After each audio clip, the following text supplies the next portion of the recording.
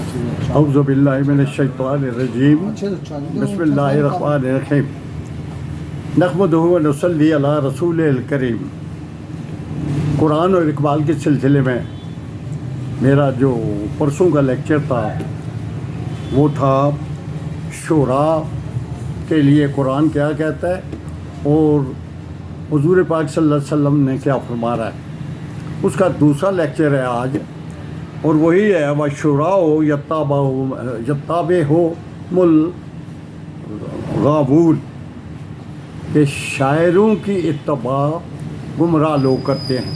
اور حضور پاک صلی اللہ علیہ وسلم کی حدیث ہے کہ اِنَّ مِنَ الشِّعْرِ لَحِکْمَةٌ، کہ بعض اشعار حکمت ہوتے ہیں۔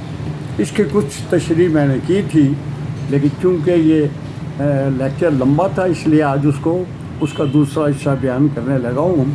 گر قبول افتد رہے زہے عز و شرف۔ ہوا یہ ہے کہ اقبال فرماتے ہیں کہ صوفی کی طریقت میں فقط مستی احوال، یعنی جو صوفیاء ہیں وہ احوال میں مست ہیں، اور ملا کی شریعت میں فقط مستی گفتار، اور شاعر کی نوا مردہ و افسردہ و بے ذوق، افکار میں سرمست نہ خوابیدہ نہ بیدار۔ شاعر کی نوا مردہ و افسردہ و بے ذوق، افکار میں سرمست نہ خوابیدہ نہ بیدار۔ یعنی شاعروں کے لیے اقبال لکھتے ہیں کہ افکار میں مست ہیں، نہ جاگ رہے ہیں نہ سوئے ہوئے ہیں، نہ خوابیدہ ہیں نہ جاگے ہوئے ہیں، یعنی مست ہوئے ہیں اپنے سلسلے میں۔ تو کہتے ہیں کہ وہ مرد مجاہد نظر آتا نہیں مجھ کو، وہ جس کی رگ و پے میں فقط مستی کردار۔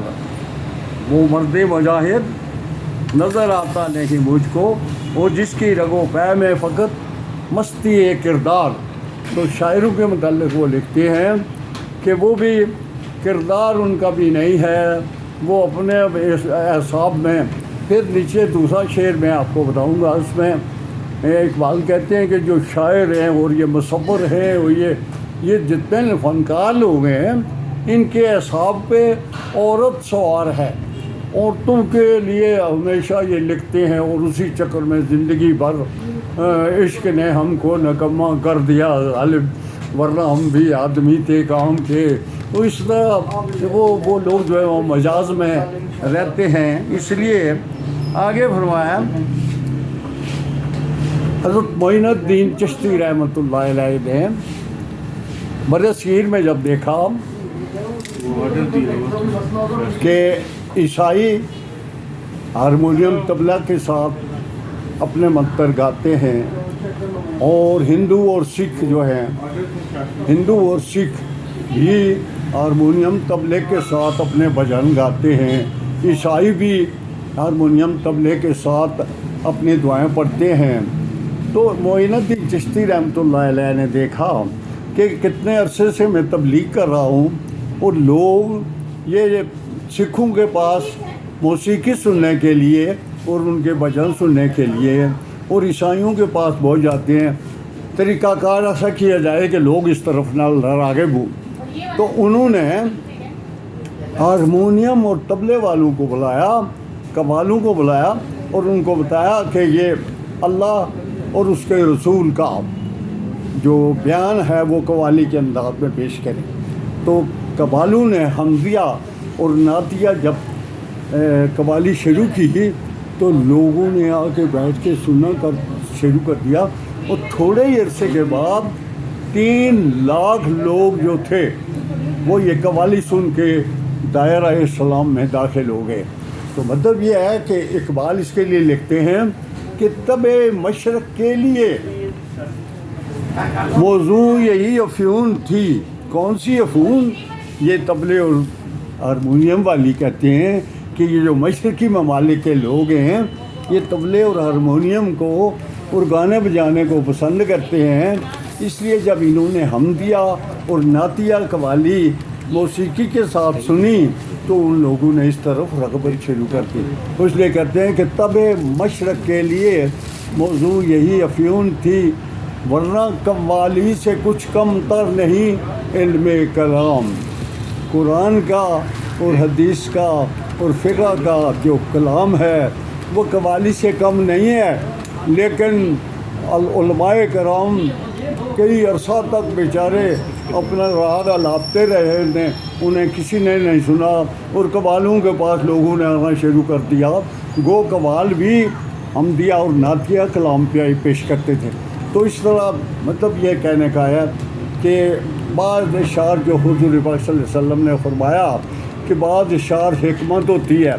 اچھا جی، وہ حکمت کیا ہے؟ مثلا قوال گاتا ہے کہ سر لا مکان سے طلب ہوئی، سوئے منتہا وہ چلے نبی، کوئی حد ہے ان کے عروج کی، بلغ العلا بکمال ہی. تو قوال جب یہ چیزیں گاتے ہیں تو لوگ اس وقت متاثر ہوتے ہیں. آپ نے بھی دیکھا ہوگا ادھر جب آپ میلاد کا پروگرام کرتے ہیں تو جو لوگ زیادہ خوش الحان ہیں لوگ ان پہ دولت نشاور کرتے ہیں اور لوگ انہیں پسند کرتے ہیں اور لوگ روتے ہیں. نعتیہ کلام جب ادھر پیش ہوتا ہے تو جو بہت خوبصورت آواز میں خوش الحان لوگ ہیں لوگ ان کو کتنا پسند کرتے ہیں اور لوگ روتے ہیں. تو اس طرح یہ ہوا کہ قوالوں نے جب شروع کیا کہ سر لا مکان حضور پاک صلی اللہ علیہ وسلم کے عرش کے متعلق بیان کرتے ہیں نا. عرش کے بارے میں قرآن بھی کہتا ہے نا کہ سبحان الذی اسریٰ بعبدہ لیلا من المسجد الحرام الی المسجد الاقصی.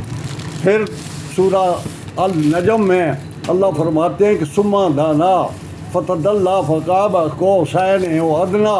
حضور پاک عرش پہ پہنچے، اللہ کے پاس کے تقریب ہو گئی تو قوالوں نے شروع کیا کہ سر لا مکان سے طلب ہوئی، سوئے منتہا وہ چلے نبی، کوئی حد ہے ان کے عروج کی، بلغ العلا بکمالہ، حسنت جمیع خصالہ، کشفت دجا بجمالہ، صلو علیہ وآلہ. ہوا حکم جبریل جاؤ ادب سے، میری جا کے کہہ دو اس امی لقب سے، خدا نے محمد تجھے آج کی شب عرش پہ بلایا سویرے سویرے. تو کہنے کا مطلب یہ ہے کہ جب اس طرح کی قوالی ہوتی ہے تو مسلمانوں کا دل پسیج جاتا ہے اور دین کی طرف وہ راغب ہو جاتے ہیں. یعنی حضور پاک صلی اللہ علیہ وسلم کی وہ حدیث کہ اِنَّ مِنَ الشِّعْرِ لَحِکْمَةٌ، تو اقبال جو وَالشُّعَرَاءُ یَتَّبِعُهُمُ الْغَاوُونَ کے لیے کہتے ہیں کہ نوا کو کرتا ہے وہ قوال جو عشقیہ اور محبوب کی صفتیں کرتے ہیں اپنے مزاجی عشق میں. وہ کہتے ہیں کہ نوا کو کرتا ہے موجے نفس سے زہر آلود، وہ نئے نواز کہ جس کا ضمیر پاک نہیں ہے، جو مجازی عشق کی طرف راغب ہیں کہ ستاروں کے دل ڈوبتے جا رہے ہیں، جدائی کے لمحے قریب آ رہے ہیں، ادھر آؤ تم کو گلے سے لگا لوں، خدا جانے پھر کب ملاقات ہوگی. تو یہ اس طرح کے جو اشعار ہیں وہ ہیں والشعراء یتبعہم الغاوون. وآخر دعوانا الحمد للہ رب العالمین.